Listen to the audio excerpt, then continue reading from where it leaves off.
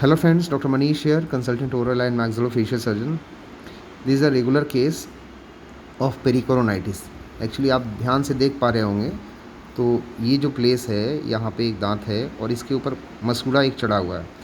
और जो पेशेंट हैं उनका रेगुलर कंप्लेन ये होता है कि ये बार बार पेन होता है। अच्छा, मुंह भी कम खुलता है क्या कभी कभी बेटा, जब ज़्यादा दर्द हो जाता है तो ऐसा भी होता है? ऐसा नहीं हुआ है, सिर्फ इनका कंप्लेन ये है कि मांस हमेशा चढ़ जाता है उसके ऊपर और दर्द होता है ना।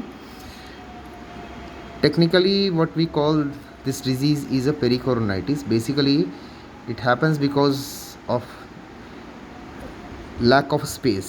एक्चुअली क्या होता है कि लाखों साल पहले या करोड़ों साल पहले जब हम लोग आदि मानव थे तो हमारा जो जौ का साइज़ है, जबड़े का जो साइज़ है, ये काफ़ी बड़ा होता था एज़ कम्पेयर टू आज, क्योंकि हम लोग हर चीज़ बिना आग में पकाए खाते थे। आफ्टर जब फायर का डिस्कवरी हो गया तो क्या हुआ कि हमारा जो जॉ साइज़ है वो छोटा हो गया होता गया। क्यों? बिकॉज हम थोड़ा सॉफ्ट फूड खाने लगे, खाना पका के खाने लगे। देखिए, सी द ब्लीडिंग। तो ये लोकल इन्फ्लामेशन जो है, इन्फेक्शन जो है बार बार, इसके वजह से, चूँकि इस दांत को निकलने के लिए प्रॉपर जगह नहीं मिल पा रही है, इस वजह से ये हो जाता है। तो इसको नॉर्मली हम लोग पेरिकोर्नाइटिस कहते हैं। अब इसके बहुत सारे ट्रीटमेंट मोडलिटीज़ हो सकते हैं, बहुत सारे ट्रीटमेंट ऑप्शन हो सकते हैं। मोस्ट कॉमनली क्या बहुत सारे सर्जन्स करते हैं या डेंटिस्ट करते हैं कि जो ये मसूड़ा एक्स्ट्रा है उसको काट देते हैं। बट इसके साथ क्या प्रॉब्लम है कि अक्सर इसमें रिकरेंस हो जाता है, यानी कि दोबारा ये मसूड़ा आ जाता है। तो ये एक परमानेंट सॉल्यूशन नहीं है, टेम्प्रेरी सॉल्यूशन हो सकता है। मोस्ट इम्पॉर्टेंट इसमें क्या है कि इसको एक्सट्रैक्ट अगर कर दिया, इस दांत को निकाल दिया है, तो ये प्रॉब्लम तभी हमेशा के लिए शॉर्ट आउट हो सकता है। तो ये इसका मोस्ट सबसे इम्पॉर्टेंट यही चीज़ है कि इसमें हमेशा दांत का एक्सट्रैक्शन कर दिया जाए। ये हमेशा इसका लाइफ लॉन्ग सोल्यूशन होता है। अदरवाइज़ आप कितना भी इसको फ्लैप को काटते रहिएगा, ये मोस्ट ऑफ केसेस में हमेशा रिकर कर जाता है, हमेशा ये आ जाता है। तो अगर आपके साथ भी ऐसा कोई केस है कि आपका मुंह नहीं खुलता है, कई बार इसकी वजह से मुंह का खुलना कम हो जाता है, बहुत इंटेंस पेन होता है। अच्छा, एक और चीज़ है कि कब हम लोग ये डिसाइड करें कि इस दांत को निकालना है, कब नहीं निकालना है।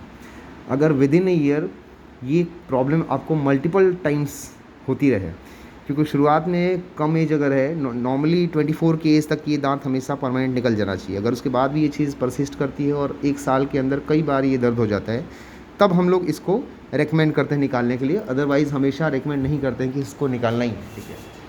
एंड सेकेंड थिंग, इसका जो कॉस्ट है और सर्जरी में कितना टाइम लगता है, ये एक बहुत बड़ी सर्जरी तो नहीं होती है नॉर्मली, बट फिर भी इसको या तो मोस्टली मैक्सिलोफेशियल सर्जन से करवाएं, या अगर कोई एक्सपीरियंस डेंटिस्ट है तो वो भी कर सकते हैं। इसका कॉस्ट इस बात पे डिपेंड करता है कि आपका जो दांत है वहाँ निकालने के लिए स्पेस कितना मिलता है। अगर वो दांत जो है वो बिल्कुल हड्डी के नीचे है तो थोड़ा एक्सपेंसिव सर्जरी जाती है, या कई बार वो पीछे वाला जो जबड़ा है उसके अंदर घुसी रहती है, इसको रैमस बोलते हैं, तब भी आपका कॉस्ट काफ़ी ज़्यादा जा सकता है। और अगर काफ़ी ऊपर है, निकालने में आसान है, सर्जन को लगता है, तो कॉस्ट कम भी हो सकता है। कॉस्ट इसका वेरिएबल है, डिपेंडिंग करता कौन है। अगर डेंटिस्ट करते हैं तो नॉर्मली थोड़ा कम चार्ज लेते हैं, और अगर मैक्सिलोफेशियल सर्जन करते हैं तो नॉर्मली थोड़ा ज़्यादा लेते हैं। और दूसरा कि इसका एक क्लासिफिकेशन होता है, मतलब कितना कॉम्प्लिकेटेड ये दांत है, ये उस क्लासिफिकेशन पे डिपेंड करता है। यानी कि ये दांत अगर नीचे काफ़ी हड्डी में होगा तो निकालना मुश्किल है, तो ज़्यादा चार्जेस लग सकती हैं। दूसरा, ध्यान दीजिए, यहाँ पे एक ना एक वाइट रंग की लाइन जा रही है, ठीक है, ऊपर में भी है यहाँ पे और एक नीचे में भी है।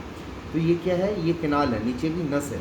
तो अगर नस के काफ़ी क्लोज है ये, तो भी निकालने में ज़्यादा कॉम्प्लिकेशन होता है। तो उस केस में तो अब मैं हमेशा बोलूँगा कि आप मैक्सिलोफेशियल सर्जन से ही करवाएं। या ये जो दांत है ये अंदर पीछे में है काफ़ी, तो उस केस में भी मैं हमेशा बोलूँगा कि मैक्सिलोफेशियल सर्जन से कराएं। अगर ये दांत ऊपर है, नॉर्मल है, तो किसी डेंटिस्ट को निकालना भी कोई बड़ी बात नहीं है, ईजिली निकाल सकते हैं। बट अगर कॉम्प्लिकेटेड केस है तो हमेशा मैक्सिलोफेशियल सर्जन से ही निकलवाएँ। तो इसको ध्यान रखिए, इस बीमारी को बोलते हैं पेरिकोर्नाइटिस, और इसका जो परमानेंट सॉल्यूशन है वो यही है कि इस दांत को निकलवाएं। क्योंकि कई बार ये नहीं निकलवाने से, बहुत कम केसेस में ऐसा होता है, बट कुछ केसेस में देखा गया है कि लगातार ट्रॉमा के चलते वो चीज़ कैंसर में भी डेवलप हो सकती है। कैंसर क्यों डेवलप होता है इसके लिए हम अलग से वीडियो बना देंगे। बट मोस्टली अगर किसी भी चीज़ से बार बार कट लगता है या ट्रॉमा होता है या चोट लगता है, तो वो चीज़ कैंसर में, स्पेशली ओरल कैविटी के अंदर, उस चीज़ को कैंसर में टर्न होने के चांसेस थोड़े ज़्यादा होते हैं। Okay, thank you.